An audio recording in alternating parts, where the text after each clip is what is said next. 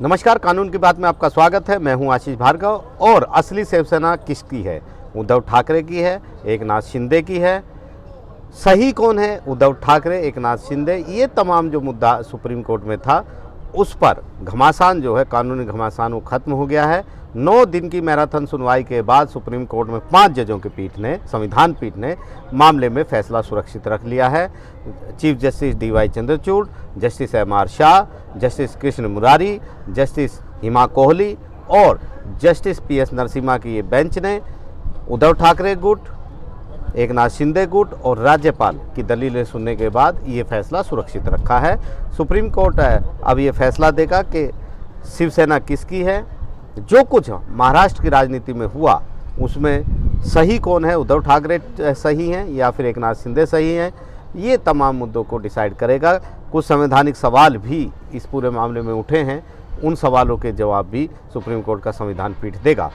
लेकिन सुनवाई के दौरान काफ़ी रोचक बहस हुई, बहुत हम कहेंगे अहम टिप्पणियां सुप्रीम कोर्ट की तरफ से आई।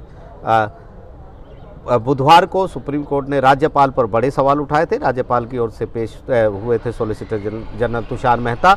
उन्होंने कई सवालों के जवाब दिए, लेकिन पीठ ने बहुत बड़े सवाल उनसे किए। राज्यपाल से पूछा कि आखिरकार उनको फ्लोर टेस्ट बुलाने की क्या ज़रूरत थी, ये पार्टी की अंदरूनी लड़ाई थी।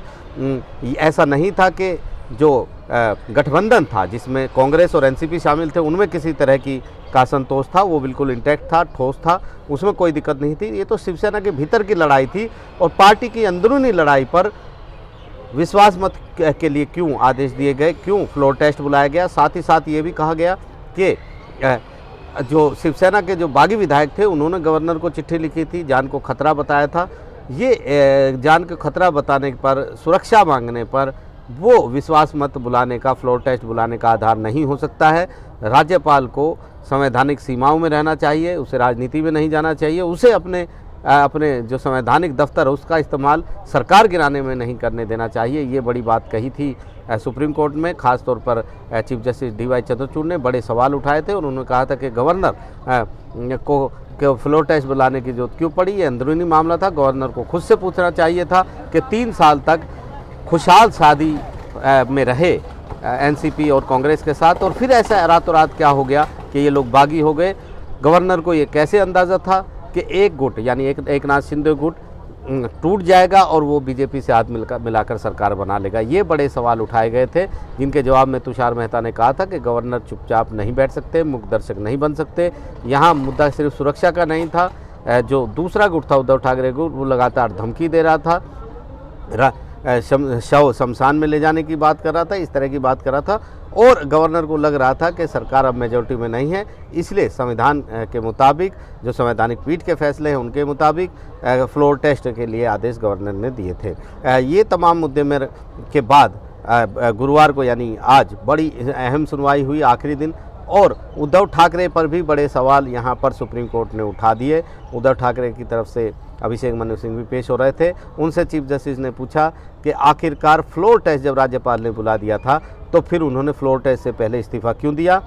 उनको फ्लोर टेस्ट में जाना चाहिए था, विश्वास मत में जाना चाहिए था। वो भले ही वो हार जाते तो फिर कोर्ट आते, ये तार्किक लगता, लॉजिकल लगता, लेकिन उन्होंने फ्लोर टेस्ट वो नहीं गए। तो ऐसे में उद्धव ठाकरे की सरकार फिर से बहाल करने की मांग कैसे की जा सकती है। जस्टिस MR शाह ने कहा कि आप एक ऐसी मांग कर रहे हैं, ऐसी सरकार को बहाल करने की मांग कर रहे हैं जिसके मुख्यमंत्री ने फ्लोर टेस्ट में जो नहीं गए और पहले ही इस्तीफ़ा दे दिया। ये कैसे हो सकता है, ये बड़े सवाल पूछे गए। इसके अलावा ये भी कहा गया कि सुप्रीम कोर्ट में ये भी कहा गया कि किस तरीके से जो एकनाथ शिंदे गुट है वो शिवसैनिक है, उनकी राजनीतिक पहचान शिवसैनिक है, इसलिए वो दूसरी पार्टी में या BJP में विलय नहीं कर सकते थे, शामिल नहीं हो सकते थे, क्योंकि उनकी पहचान खत्म हो जाती। ऐसे में ये अंदरूनी जो मतभेद थे, क्योंकि उनको सरकार लीडरशिप जो है वो अपनी पसंद नहीं थी, इसलिए उन्होंने ये कदम उठाया, इसलिए विलय उनके पास ये विकल्प नहीं था। ये बात इसलिए कही गई क्योंकि अभिषेक मनु सिंह भी कह रहे थे कि अगर एकनाथ शिंदे गुट को ज़्यादा लीडरशिप से पार्टी से तकलीफ थी तो पार्टी छोड़ सकते थे, रिजाइन कर सकते थे, विलय कर सकते थे या इसी के पास जा सकते थे, लेकिन सरकार को गिराने से पहले वो चुनाव आयोग के पास जाते। यहाँ पर वो सरकार को गिराने के बाद चुनाव आयोग गए, विलय का उनके पास एक मौका था, वो उसका फ़ायदा उठा सकते थे, लेकिन 10वीं अनुसूची यानी अयोग्यता से बचने के लिए इस तरह का फैसला किया गया।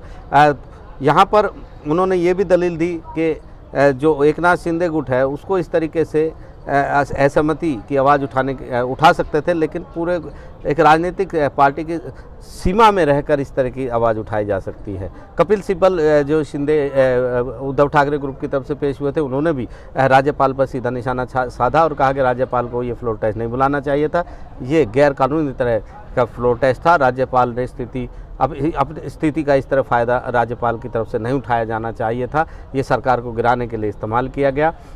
उन्होंने ये भी कहा कि फ्लोर में जब ये सब सरकार चलती है, सदन चलता है, तो राजनीतिक पार्टी प्रमुख भूमिका में होती है।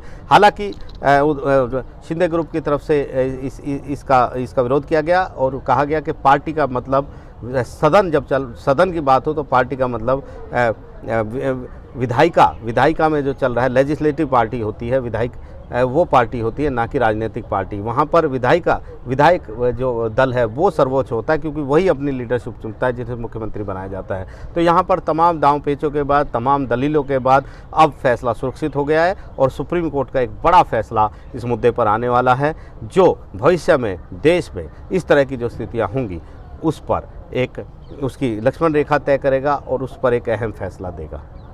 नई दिल्ली से आशीष भार्गव, NDTV इंडिया।